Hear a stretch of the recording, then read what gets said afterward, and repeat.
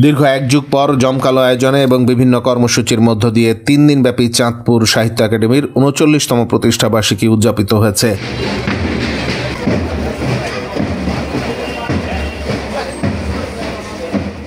শনিবার বিকেলে ৩ দিনব্যাপী কর্মসূচির সমাপনী দিনে চাঁদপুর সাহিত্য একাডেমি প্রাঙ্গণ থেকে এক বর্ণাঢ্য র্যালি বের হয়। র্যালিটি শহরের গুরুত্বপূর্ণ সড়ক প্রদক্ষিণ শেষে চাঁদপুর প্রেস ক্লাবে এসে শেষ হয়। পরে প্রেস ক্লাব মিলনায়তনে আয়োজিত আলোচনা সভায় সভাপতি হিসেবে বক্তব্য রাখেন জেলা প্রশাসক ও সাহিত্য একাডেমির সভাপতি মোহাম্মদ মহসিন উদ্দিন।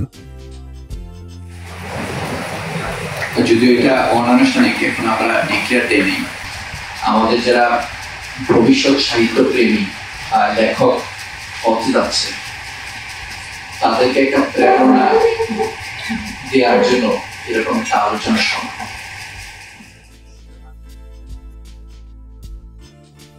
সাহিত্য একাডেমির মহাপরিচালক কাদের পলাশের সঞ্চালনায় আলোচক হিসেবে বক্তব্য রাখেন পুলিশ সুপার মোহাম্মদ আব্দুর রকিব ও সাহিত্য একাডেমির প্রতিষ্ঠাতা সদস্য অধ্যাপক রুহুল আমিন হাওলাদার। আলোচনা সভা শেষে ৩ দিনব্যাপী আয়োজিত বিভিন্ন প্রতিযোগিতায় বিজয়ীদের মাঝে পুরস্কার তুলে দেন প্রধান অতিথি সহ অন্যান্য অতিথিরা। এর আগে নবগঠিত কার্যকরী পরিষদের পরিচিতি এবং প্রতিষ্ঠাবার্ষিকী উপলক্ষে কেক কাটা হয়।